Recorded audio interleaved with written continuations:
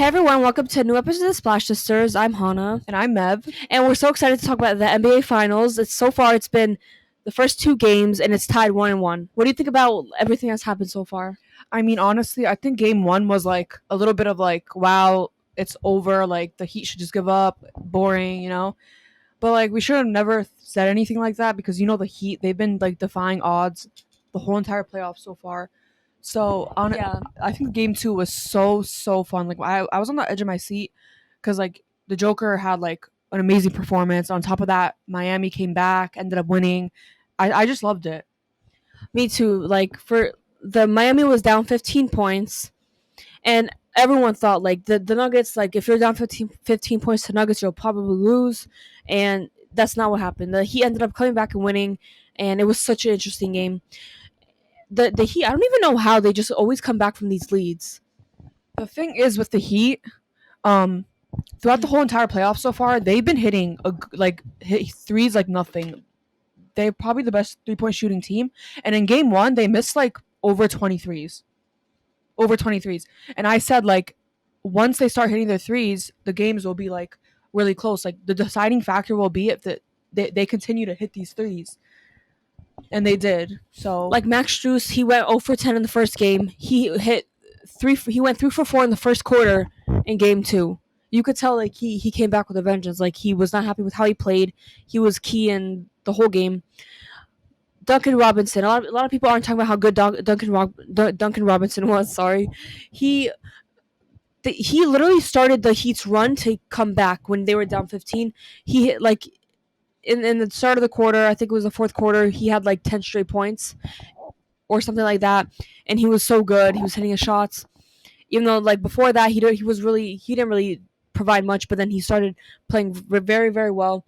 Like Caleb Martin, we haven't really seen him play great like he did in the round before this, but he had a clutch three, and Kyle Lowry too. He was hitting tough shots. He hit like 2 threes in the fourth, which helped them stay like gain control in the fourth quarter. yeah, and I just like Duncan Robinson was getting DNPs in the playoffs last year, and look what he's doing now. Like he's pretty much the reason why the Heat And won. did you realize that I only talked about the role players? I didn't say anything about Bam or Jimmy. This team, a lot of people like me wrote them off because on paper they did not look great, but their role players are what makes this team great. It really No, is. if you saw like during the regular season, Heat fans themselves, we're the Bulls. My team, the Bulls, we were playing the Heat in the play-in second game to decide the 8th seed. All you saw was like Heat fans like begging for them to lose. Like they wanted to lose. Like they got destroyed by the Hawks in the game before that. They looked like a horrible team. And most of the regular season too, they did not like you could never expect them to do what they're doing now, putting up a fight against the Nuggets, the title favorites, and like during the regular season they look like an incompetent like middle like average team. Like it's actually crazy.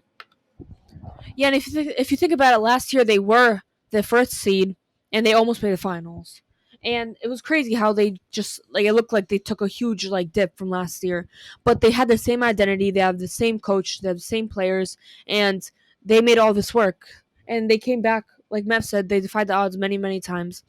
And they're like, I know they beat the Knicks, but you just can't help but root for the underdog, I because like know. the eighth seed versus the first seed, like everyone just naturally, if you're not a Nuggets fan, you naturally root for the eighth seed. The Nuggets have never won a championship, so that's why I would still be happy for them if they won. Yeah, and like Joker, he put up 40. What was it? 41. 41, and they still lost. And 3 games that he scored over 40 points, the Nuggets lost in this playoff so far. Yeah, I think the Heat What are does that really. tell you? What does that tell you? Yeah, the Heat are maybe figuring the Nuggets out. If you somehow stop the rest of the team and you let Jokic get whatever he wants, it makes good things happen, because when Jokic is distributing and Facilitating facilitating for his teammates, it like gives his teammates confidence to play better. Like we saw Michael Porter Jr., he was horrendous in game 2, and he's the team's third best player. Like he should have been playing like it, right? Yeah, and it's like Joker, when he's like even his simple passes, like they'll make it. He is their I just feel like Joker. The team is just like too reliant on Joker. I feel like what happened was that he saw his team wasn't really getting it going. So in the third quarter, he had a bomb. He had like 20 points in the third quarter. And the funny thing because he's is, like, "Oh, yeah. I'll just do this shit myself." Because he really didn't get any help in game 3. I mean, in game 2. Yeah, and he can score as much as he wants. That's the funny thing. Like during the regular season, he doesn't. He only has like 23, 24 points per game.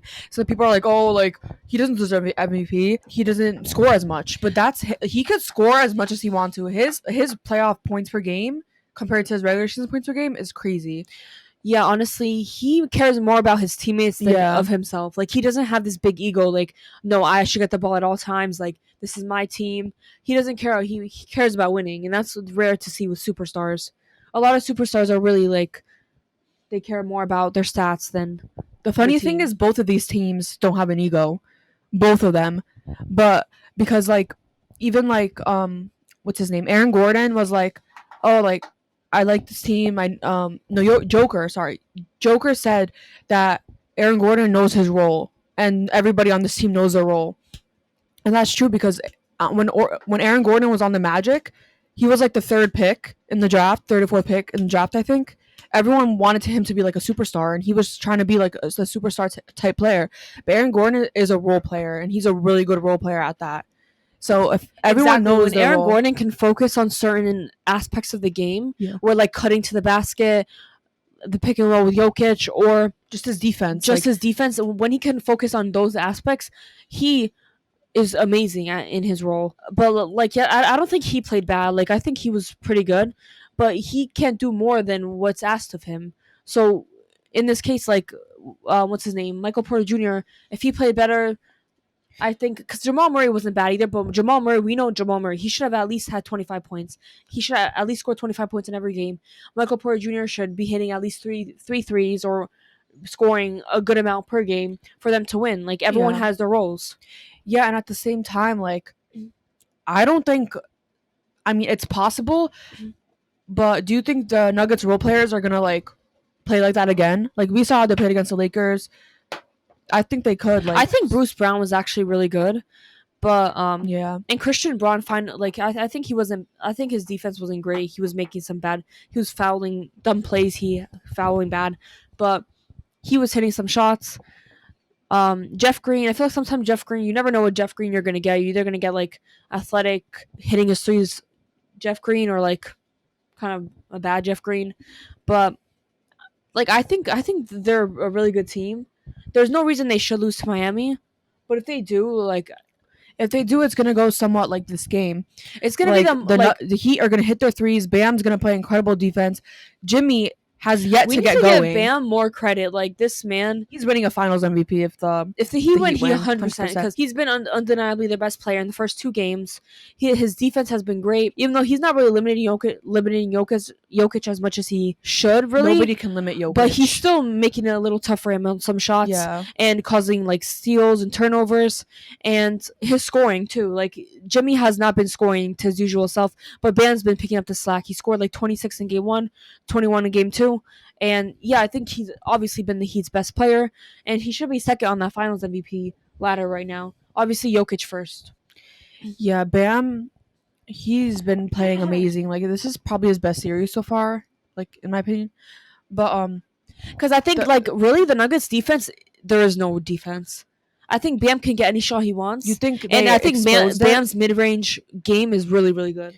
Yeah. Do you think that the Heat are exposing the Nuggets defense? Not really. I just feel like they're not really defense, or like they're not really great defenders in general. You can tell, like, the Nuggets defense is average and their offense is like what sets them apart. But I think the Heat's defense is definitely better. The Heat's defense, they're just smart. They're just smart. Like, Jimmy took on the Jamal Murray role. I think he did pretty good. He limited Jamal Murray as best as he could. I feel like if they limit Jamal Murray, there's a strong chance they win this series. Yeah, because like we saw what happens when Jokic takes over. Exactly. They lose games. And like, Jimmy does not need to score for them to win games. They've showed in and out that they can win if Jimmy scores less than 20 points. If Jimmy scores 20 points. I still think that's why I think Jimmy should focus on Jamal Murray, try and lock him down the rest of the way, and I think the Heat can win. The thing is, Jimmy, everyone's hating on Jimmy, but he is literally still injured. Josh Hart accidentally injured Jimmy in a game Thank during you that for saying series. accidentally. And since that series, since that game, Jimmy has not been playing up until he was before that. People keep forgetting that he is still injured. So everyone needs to cut him And I some saw slack. this tweet. It was like people are really giving Jimmy Butler excuses for his ankle still, and I'm thinking like, okay, he did sprain his ankle like over a month ago or a month ago, whatever. Have any of you played sports? That's the real question. Exactly. Here. Have you played sports? He has not had any time to rest it, to rehab it. He's still been playing on it. He's been averaging like 40 minutes per game. There's no way that it's going to heal unless he rests, but he's not resting at all. Yeah. Bro, I sprained my ankle in 7th grade and my ankle still hurts to this day. Okay, sure. It still hurts to this Just day. kidding. And he hurt his ankle and he missed one game and he came back right after that. One game he took off. Imagine not getting at least a month like rest on that ankle. It's just still probably swollen right now. I don't know. I feel like a lot of people do a lot of talking sitting on their couch at home.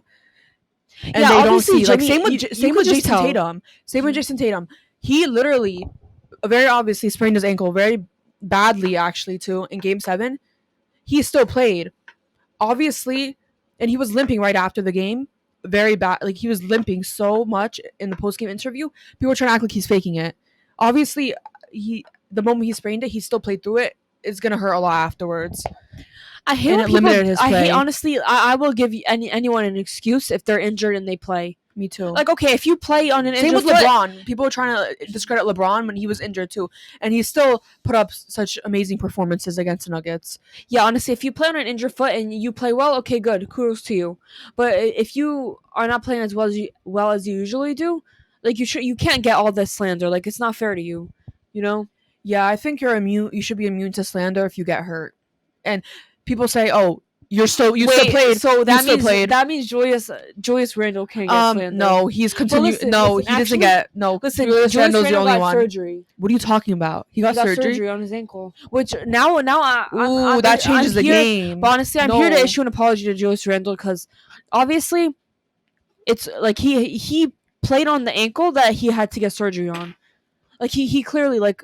He should have been getting surgery instead of playing in the playoffs. So that's why I understand now like he couldn't play like his usual self.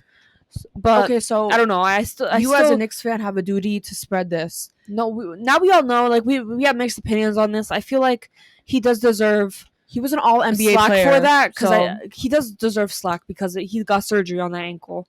Like he clearly wasn't healthy during. If Jimmy, Jason Tatum, LeBron get slack, so does Julius Randle. Everyone needs to lay off. I'm sorry. But being honest, like who is healthy? Like usually people are injured. It happens.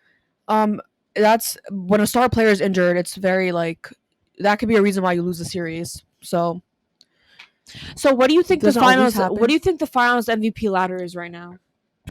Obviously, Nikola Jokic #1, Bam Adebayo 2, Jamal Murray 3. No, Gabe Vincent 3. No, Gabe Vincent wasn't great in game 1. I think overall for the first 2 games, he didn't play bad. I think the first 2 games, I think Jamal Murray, because Jamal Murray still wasn't terrible in game 2. He just didn't really play up to his standards because he goes berserk in the playoffs. But I think game 1 he was really really good. So that's why I'm gonna say Jamal Murray 3, Gabe Vincent 4, Jimmy Butler 5. Jimmy Butler 5, exactly. And definitely Gabe Vincent and Jamal Murray are interchangeable right now. So yeah. That's the 5. Yeah, so it's kind of crazy how Jimmy is number 5. So it's definitely Nikola Jokic, Bam Adebayo, Jamal Murray, Gabe Vincent, and Jimmy Butler. I think that's a good list for the Finals MVP ladder right now. Yeah. Let's say Bam has another crazy game. Like everyone's gonna be like, "Whoa!" Like, I'm sorry, that's like he's playing like prime Shaq right now. I'm sorry, I wasn't familiar with your game. Everyone's gonna be like, even though I think everyone knows Bam is really good, but his offense, everyone can be very inconsistent. Everyone knows his offense is inconsistent, and like sometimes he'll drop like 10 and like miss all his shots, miss like easy floaters and stuff. But yeah, I think if he comes up big again, scoring wise, like this guy is just made for the moment. He's been to the finals before, and he knows what it takes to go to the finals. But now he has a big chance to win, and if he wins the Finals MVP, he's gonna go climbing up player rankings, in my opinion. I agree. Definitely Bam is definitely like top top 30, top 40. But we're talking about centers. What center do you think he is? Like top 5? Top 5 for sure. It's definitely Joker, then Embiid. Joker, Embiid, Anthony Davis. Wait, are we counting him as a center? Yeah, because Anthony Davis. Actually, no. Healthy Anthony Davis. Do you think he's Anthony not Davis better is than better than Embiid? Joel? No, Anthony Davis is not better than Joel Embiid. I'm sorry, if Anthony Davis was on this, if they switch roles, right? The Philly is they don't make the playoffs. I mean, AD was injured a little bit throughout the year, but That obviously plays a part. If they switch spots, but Philly probably, if they make the playoffs, they'll be like the 8th seed, not 3rd seed, which they were the whole year. Yeah. Embiid is just amazing. His regular season was so good. Like, people always are underestimating it. Joel Embiid deserved MVP. I don't care what anyone says. The man, he averaged like 33 points per game, like 10 plus rebounds with great defense. Like, what are we talking about here? Like, why are we not differentiating a regular season MVP to the playoffs? It's not the same thing. No, Jamal Murray goes berserk in the playoffs. Is he a top 5 point guard, top 3 point guard in the league? No, he's not. Right? You're right. Because it's not the same thing. Or like some people just go crazy in the playoffs. It would be called regular season playoffs MVP award. If and I'm not trying to hate because I love Jimmy Butler, Bulls legend right there. But people are trying to say that Jimmy Butler is better all time than James Harden after this playoff run. People just really expose People themselves. were also saying that Jimmy Butler is carrying the most out of any player in NBA history when he literally in the Eastern Conference Finals, he was arguably not their best player. Caleb Martin was just as good. And if you're carrying, you're like your teammates are like this, and you're up this, and you're just carrying them on your back, like you're a backpack, and you have to carry them throughout each and every round. Like, no, against the Knicks, all of them played great against us. I think Bam was the best player when we played them. He was just making it so hard for us.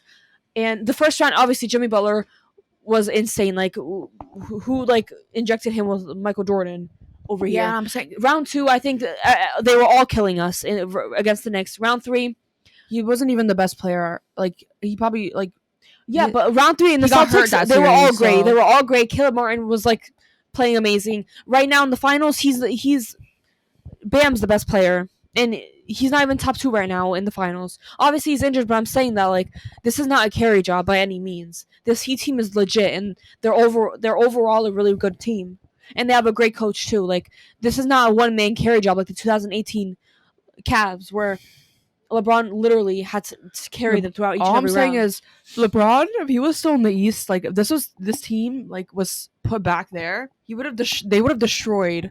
LeBron would have literally trampled over any of these teams in the East now. I know, right? I'm not even just trying to say easily. That's the truth. No one in the history of the NBA can carry like LeBron James. We've seen it all the time, and sometimes we like have to question what we're seeing. Like, how can one man carry a bunch of bums? And Jimmy Butler does not have a bunch of bums on his team. He has a great team. Enough finals talk. I can't wait till the next game, and we'll be back to talking about this. And comment who you guys think is gonna win. But there's some crazy news that happened today. We got a report from Shams that Kyrie is trying to recruit LeBron to the Mavs. Honestly, I just don't appreciate Kyrie. After he left LeBron, he was out there saying like, "Oh, now that I'm somewhere else, I can be the guy, like this, that." And now look at him calling right back to LeBron James. Remember all that shit talk he was doing about LeBron? The only way they end up playing together again is if Kyrie goes to the Lakers. First of all, it's not even realistic for LeBron to go to the Mavs. Because if LeBron it just makes absolutely no sense at all whatsoever. If LeBron wants to go to the Mavs, it has to be Luka for LeBron. Like, that's it. That's really the only way. Like, and that's not happening at all. It's just stupid to even think. Like, LeBron's 38 years old. His contract is almost up. And he's 38 years old. Like, anyways. But I really do hope they play together again. And not on the Mavs. Someone was like, LeBron already gave the Mavs a ring. He doesn't owe them anything else. That's hilarious. That was sad but funny. No, I'm actually happy that 2011 thing happened to LeBron. That literally made his career what it is now. If he didn't have to, he said it himself, if he didn't have to go through that, he wouldn't be the player he is today. I'm happy that happened. I 100% agree. That shaped LeBron and his mindset for the because future. he was a very cocky player. LeBron used to, I don't know if anyone remembers, but he used to be a very cocky player. And look at him now. He is not like that anymore. That The really Mavs had transformed no him. business winning that championship. It's just everyone, not just LeBron. The whole Low-key- team didn't show up. Low-key, that Mavs team reminds me of the Heat team this year. It's actually very possible. Honestly, I do think though, if the Heat win, it's more impressive than that. It could be. Because that Mavs team, I think, is better than this Heat team for sure. Like this Heat team had no business going this far either. I mean, I agree, but yeah, I just like this whole entire thing reminds me of that. Like, I know. Mike Malone has been getting very cocky. MPJ, Jamal Murray, Aaron Gordon. Legend has it. He's still talking about the Lakers. Yeah, them three refuse to talk to the media. Like they're getting a little cocky here. Like you can barely just because you're the best team in the league, you can lose. Malone's always like everyone's always talking about the Lakers. Like we won, and he's over here bringing up the Lakers in every single conversation. Like you're part of the problem, dude. Yeah. People don't realize that the most popular team will be talked about the most. And the face of the league will be talked about most, which is LeBron James. Yeah, LeBron has outlasted so many people, like, and he's still like playing in his prime. If he didn't get hurt, remember how much LeBron was dominating around when he passed the scoring record? If he didn't get injured, he's still a top 3 player in the league. LeBron would still be a top 3 player in the league if he didn't get injured in the beginning of the year. And he was still putting up 40 points per game. Agree. He was still putting up 40 points in an elimination game while being injured with his foot needs surgery. LeBron is an anomaly. Like, I don't think we'll ever see anything like LeBron James again. I just hope the Lakers do something in the offseason that's going to help this Lakers team. Because I think LeBron still has a lot left in the tank, obviously. And I really want LeBron to like rest throughout the regular season so he's ready for the playoffs. And they really need to make a move where he's able to do that. You know damn well LeBron's not resting. LeBron plays when he can. He'll always play. So I know it's just he deserves to rest at this point in his career. But Kyrie, do you think he's the most skilled player ever? No, I don't think so. Like I don't. People are just kind of like they just like hand Kyrie that title because he is the best dribbler of all time. But your dribble package does not make you the most skilled player of all time. Like there's more to skill than just dribbling the ball, you know? Like I'd argue that Steph Curry, Jokic, LeBron, KD, they're all more skilled than Kyrie Irving are. And I'm probably missing some names too. Like also for me, I feel like defense is a skill too. Like if you watch Kawhi Leonard play basketball, you cannot tell me the way he plays defense is not a skill. Like post moves, like everything you do on the court is skills. Like shooting wise, like Steph Curry, no one's a more skilled shooter than he is. It just all adds up. Like passing is also a skill, which I have Jokic and LeBron, like some of the best passers of all time. That's a skill too. Everything's a skill that you do. So don't overrate like some skills and put them above everyone else. Because I know Kyrie's a great shooter, a great dribbler, like, but there's more to people's games that I think can put them over Kyrie in terms of skill. Like LeBron doesn't have a single weakness in his game. All of his game is skill. His passing, his defense, his post moves, his playmaking, his everything. Jokic too. Even though Jokic, his handles aren't amazing, they're not even in the slightest. But his passing, like he can track you down from a mile away and know where you are. Just he can see you with the back of his head. Jokic is out there, just like LeBron. Like he can sense their plays before they happen. It's like they mastered this game. Like this game is just like fun to them. Like it's so easy to them that they're just out there. Like Jokic, he doesn't feel like Jokic. He's like, oh, like I don't feel like passing today. Let me drop a 40-pointer. Like that shouldn't even be legal. Being that good at basketball, I don't know. Like Jokic's post touch and post moves are just a great. Like he said, he watches Hakeem tape when he was younger, like trying to learn basketball, and like you could tell this guy could barely miss. And when he misses, he gets the rebound right after. His rebounding is a skill. Like I said, everything you do is a skill. Like this man, he just is so efficient. Like offensively, like you can't even like process it. Yeah. Like Kawhi too. I feel like Kawhi, great handles, like his shooting, his mid-range, will probably not miss that mid-range jumper over anyone too, just like KD. Yeah, I might get hate for this, but like Allen Iverson is honestly more skilled than Kyrie. Like there's like so many. Kyrie's just overrated. I don't want to hate, but Kyrie is insanely overrated. I think Kyrie's like really, really skilled, but he is not the most skilled player of all time. That's all I'm gonna say. Well, thank you guys for watching. Comment down below what you guys think about the finals and who you think is going to win and your finals MVP ladder. And thank you guys so much for watching. Subscribe to all, our YouTube channel down below and follow us on TikTok, Instagram, Twitter, @SplashSistersP. Thank you guys so much. Thank you.